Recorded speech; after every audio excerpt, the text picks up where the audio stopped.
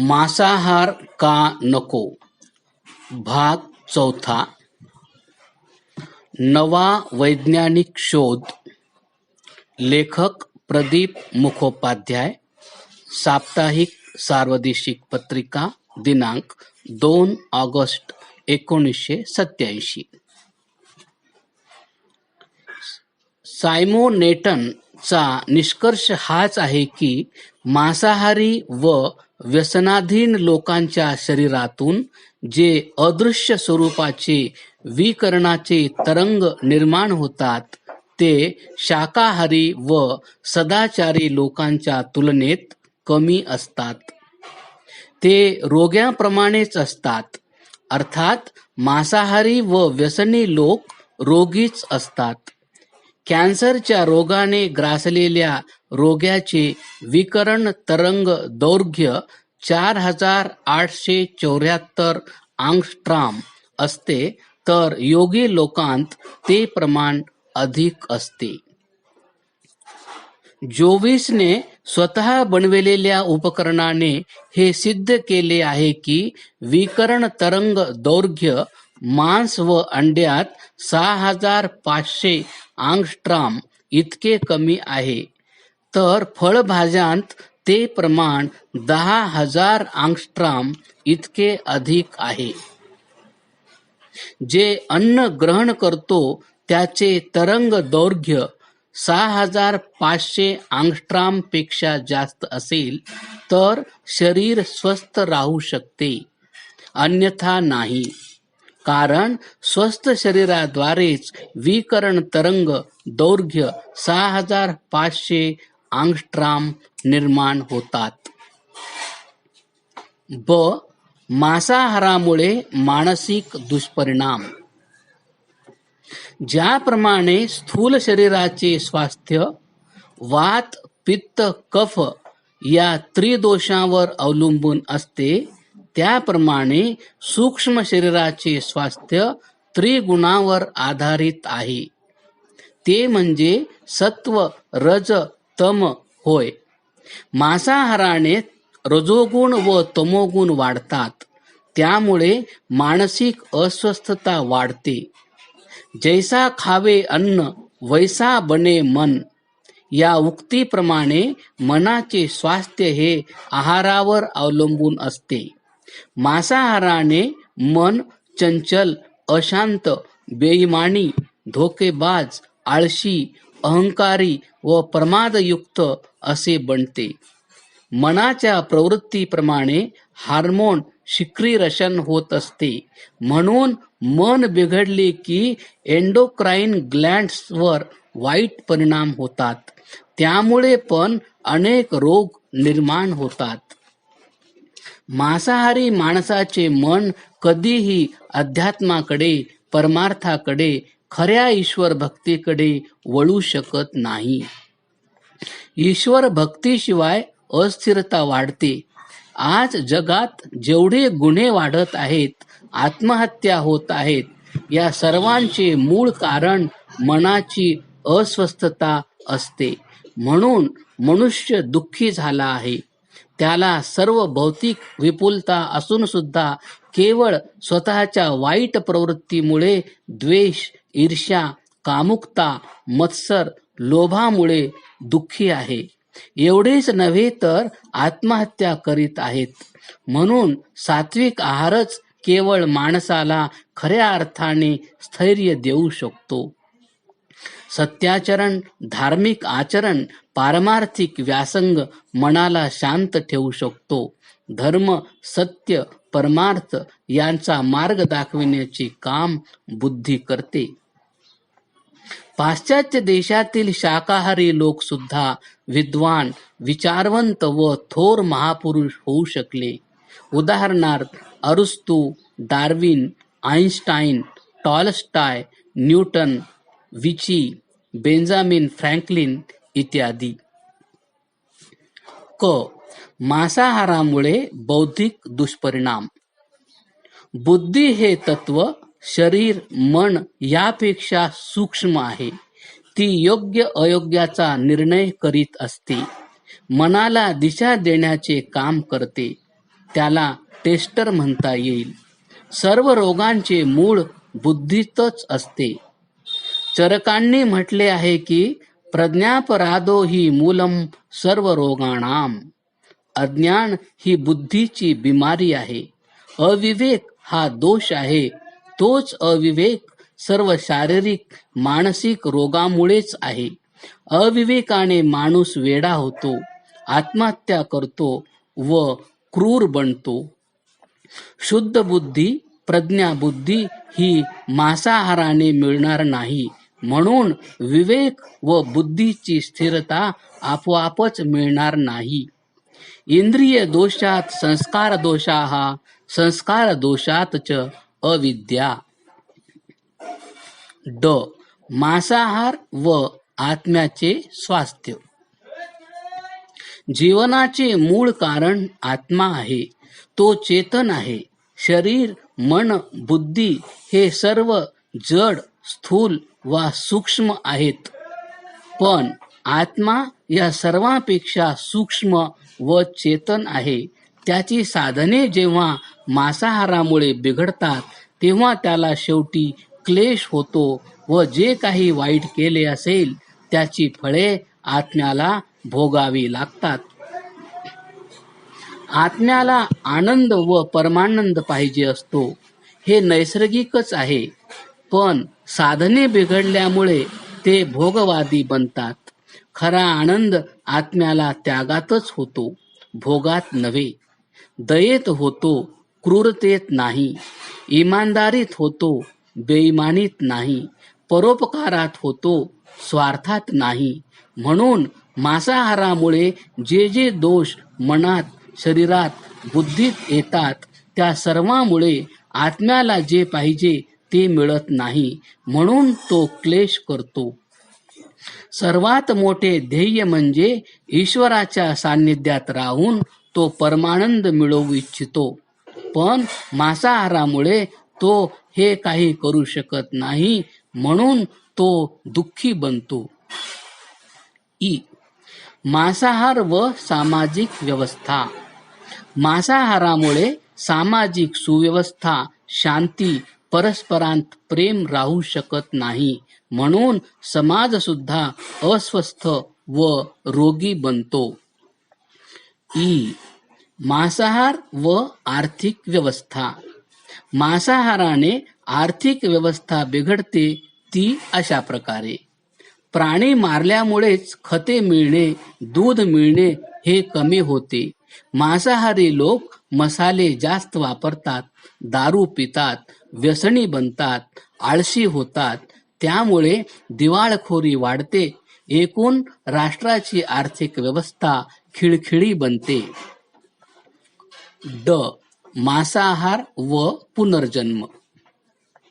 पुनर्जन्म हा निश्चित आहे. वैज्ञानिक दृष्ट्या सुद्धा तो सिद्ध केला आहे. आत्मा हा सूक्ष्म शरीर व प्राण यांच्याबरोबर मृत्यूसमयी स्थूल शरीर सोडून जातो. म्हणजे स्थूल शरीराशी आत्म्याचा सूक्ष्म शरीर व प्राणासहित संयोग. स्थूल शरीर आईवडिलांकडून येते पण सूक्ष्म शरीर नाही. सूक्ष्म शरीरात प्रवृत्ती बीजरूपाने टेप केलेली असते. म्हणून या जन्मातील आहार विचार आदीमुळे जी प्रवृत्ती बनेल तीच पुढच्या जन्मी आत्म्याबरोबर येईल. सर्व माणसाचे यश अपयश कीर्ती अपकीर्ती एवढेच नव्हे तर जन्म कोठे घेणार हे प्रवृत्तीवर आधारित आहे. हिंसक प्रवृत्ती हिंसक प्राण्याकडे नेणार. म्हणून मांसाहार पुढच्या जन्मासाठी पण घातकच आहे यात शंकाच नाही. जन्माबरोबर प्रत्येक जण सूक्ष्म शरीरात एक भांडवल घेऊन येतो. या सूक्ष्म शरीराच्या भांडवलावरच अनेक प्राण्यांना वेगवेगळी शरीरे मिळाली आहेत. आपापल्या स्वभावाप्रमाणे ते भोगावे लागते. प्राण्यांचा आत्मा व माणसाचा आत्मा हे दोन्ही सारखेच आहेत.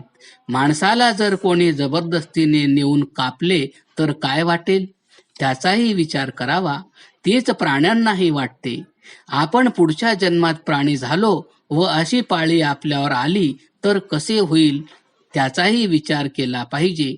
मांसाहार थांबला तर कत्तलखाने बंद होतील. मांसाहार व मानवी जीवनाचे लक्ष. मानवी जीवनाचे एक नैसर्गिक लक्ष्य असते. ते विवेकाशिवाय मिळत नाही. सुख, शांती, बुद्धीची स्थिरता आवश्यक आहेत. परंतु मांसाहार करणाऱ्यांना अनेक लोकांना जीवनाचे लक्ष्यच माहीत नाही. याही जीवनाचे लक्ष्य साधण्यासाठी पुरुषार्थ प्राप्त करण्याचे आहे. ते म्हणजे धर्म, अर्थ, काम, मोक्ष हे 4 पुरुषार्थ. स्थूल शरीर व सूक्ष्म शरीरास स्वस्थ ठेवल्याशिवाय मिळू शकत नाही. म्हणून मांसाहाराने जीवनाचे लक्ष्य गाठता येत नाही. ज्या आहाराने जीवनाचे लक्ष्य गाठता येत नाही त्याचा उपयोग काय? नैसर्गिक संतुलन, पर्यावरण व मांसाहार. Nature is a perfect creation. यात एक दुसऱ्यावर अवलंबून आहेत. यात विविधता तर आहेच, पण समन्वयही आहे. म्हणून वनस्पतींची संख्या व प्राण्यांची संख्या यात संतुलन हवे. प्राणी कमी झाले तर संतुलन बिघडेल. त्याचे वाईट परिणाम माणसाला भोगावे लागतील. मांसाहाराने काही ठराविकच प्राणी मारले जाऊन मोजकेच प्राणी पाळले जात आहेत. त्यामुळे निसर्गातून प्राण्यांची संख्या कमी होत आहे. मोर, साप, बेडूक, हरिण इत्यादी प्राणी तर दिसेनासे झाले आहेत. म्हणून वन्य पशूंना आता संरक्षण देण्याची पाळी आली आहे. जपान, जर्मनी या देशामध्ये आता बेडकाचे पण संरक्षण चालू आहे. प्राण्यामुळे पर्यावरणाचे संतुलन राखण्यास बरीच मदत होते. हवा शुद्ध करण्यास, पाणी स्वच्छ ठेवण्यास प्राणी आवश्यक आहेत. उदाहरणार्थ, साप हा विषारी प्राणी. तो हवेतील विषारी वायू शोषतो व हवा शुद्ध करतो. घार, गिधाड हे सापांना नियंत्रित करतात. एवढेच नाही तर शब्द हा कधीच नष्ट होत नाही. जे प्राणी मांसाहारासाठी वापरले जातात त्यांचा करुण आवाज या वातावरणात आजही जमा होत आहे. ती हिंसक वृत्ती ही वातावरणात विलीन होत आहे. म्हणजे सूक्ष्म वातावरण सुद्धा सदोष होत आहे. या सूक्ष्म वातावरणाच्या प्रदूषणामुळे अतिवृष्टी, दुष्काळ, भूकंप आदी दुःखे येत आहेत. त्यासाठी मांसाहार हानिकारक आहे. मांसाहार व राज्य व्यवस्था. ज्या देशात मांसाहार असेल त्या देशातील राज्य व्यवस्था सदोष राहील. गुन्हे, बेईमानी, फसवाफसवी, अशांती यामुळे अनुशासन राहणार नाही. चोऱ्या, खून, बलात्कार यासारखे गुन्हे वाढतील. उदाहरणार्थ, भारत देश हा पूर्वी शाकाहारीच होता. मांसाहार वाढल्यामुळे सरकारने कत्तलखाने, परमिट रूम आदींना परवानगी दिली आहे. म्हणून गुन्हे, फसवेगिरी वाढीस लागले आहेत. म्हणून मांसाहार हा राज्यव्यवस्थेला घातक आहे. सर्वांना समान संधी मिळत नाही. राज्यकर्तेच जर मांसाहारी असतील तर आणखीनच वाईट परिस्थिती होईल. अशांती, अराजकता, असुरक्षितता, दुःख, अनुशासनहीनता वाढेल. मानवाचे कर्तव्य व मांसाहार. या निसर्गातील सर्वात उत्कृष्ट क्रिएशन म्हणजे मानव होय. याला दिलेले यंत्र म्हणजे शरीर, मन, बुद्धी ही उत्तम आहेत. क्षमताही उत्तम आहे. तेव्हा त्यांच्यासाठी ईश्वराने ज्ञान, संस्कार, संस्कृती आदी उदात्त गोष्टींचा उपदेश देऊन ठेवला आहे. सर्वात श्रेष्ठ, बलशाली व ज्ञानयुक्त असल्यामुळे मानव हा निसर्गाच्या व्यवस्थेचा केअरटेकर असावा. त्याने सर्वांना न्यायाने जगण्यास, वाढण्यास, प्रजोत्पादन करण्यास, संतुलन ठेवण्यास, कोठेच अडथळा न आणता उलट पोषक वातावरण निर्माण करण्यास मदत केली पाहिजे. ही केवळ अपेक्षाच नव्हे तर नियमही करून ठेवला आहे. माणसाचे ज्यात हित आहे त्यात इतरांचेही आहे. इतर प्राणी दुःखी किंवा अस्वस्थ राहिले तर त्याचे पडसाद माणसावर होतात व तोही बेचैन होतो. प्रदूषण माणसानेच निर्माण केले, पण तेच माणसाच्या अस्तित्वाला धोका करत आहेत. म्हणून तर आता प्रदूषण दूर करण्याचे प्रयत्न चालू आहेत. जंगल कटाई झाल्यामुळे परिणामही आता भोगावा लागत आहे. म्हणूनच सध्या वृक्षारोपणाचा कार्यक्रम ठिकठिकाणी चालू आहे. निसर्गाच्या नियमाप्रमाणे माणसाला चालले पाहिजे, निसर्गाला सांभाळले पाहिजे. मनुष्य हा तर शाकाहारी आहे, तर तो शाकाहारीच राहिला पाहिजे. जर तो मांसाहारी बनला तर जगातील एकही प्राणी तो शिल्लक ठेवणार नाही. शेवटी माणसेच माणसांना खायला उठतील. निसर्गाचे संतुलन कायम ठेवले पाहिजे, अन्यथा माणसाचे अस्तित्व धोक्यात येईल. जो दूसरों का मकान जलाता है उसका भी मकान जलाने वाला कोई होता है. मांसाहार व मांसाहारी अमेरिका, इंग्लंड आदी पाश्चिमात्य देशांचा अनुभव. भौतिकवादाच्या मागे लागून पाश्चिमात्य देशांनी निसर्गाचे संतुलन, निसर्गाचे नियम हे सर्व विसरून मांसाहार भरपूर केला, त्याचा प्रचारही केला, परंतु त्याचे दुष्परिणामही भोगावे लागत आहेत. म्हणून त्यांची सध्या शाकाहाराकडे धाव आहे. देर है लेकिन अंधेर नहीं. नान्य पंतहा या तत्वाप्रमाणे तुम्ही काहीही करू शकता, पण परिणाम तुमच्या हातात नाहीत. योग्य सत्य मार्गाचे फळच केवळ कल्याणकारक असते. पापाचे परिणाम हे तापदायक असतात, ते आपोआपच जाणवतात. अमेरिकेत सध्या शाकाहाराबद्दल आंदोलन चालू आहेत. पाश्चिमात्य देशातील विचारवंत व डॉक्टर पण आता मानवाचा आहार हा शाकाहाराच आहे असे मान्य करीत आहेत. शाकाहारातील तामस व राजस आहार निषिद्ध. शाकाहार जरी माणसाचा नैसर्गिक आहार असला आणि त्याला सुख, शांती, आनंद मिळवायचा असेल किंवा धर्म, अर्थ, काम व मोक्ष मिळवायचा असतील, तर त्याला राजसिक व तामसिक आहार वर्ज्य करावे लागतील आणि सात्विक आहारास प्राधान्य द्यावे लागेल. गीतेमध्ये सात्विक आहाराचे महत्त्व व उपयुक्तता दिली आहे. राजसिक आहारामुळे रजोगुण वाढतो, तर तामसिक आहारामुळे तमोगुण वाढतो. शाकाहारामध्ये कांदा, लसूण, मीठ, तळलेले पदार्थ, मसाले, आंबट पदार्थ, कडू हे रज व तमगुण वाढवतात. मनाला चंचल व बहिर्मुख करतात, म्हणून हे न खाल्ले पाहिजे. योगी लोक हे ह्या सर्व पदार्थांचा त्याग करतात. दूध, फळे घेणे अगदी योग्य आहे. मांसाहारी लोकांच्या युक्त्यांचे निराकरण.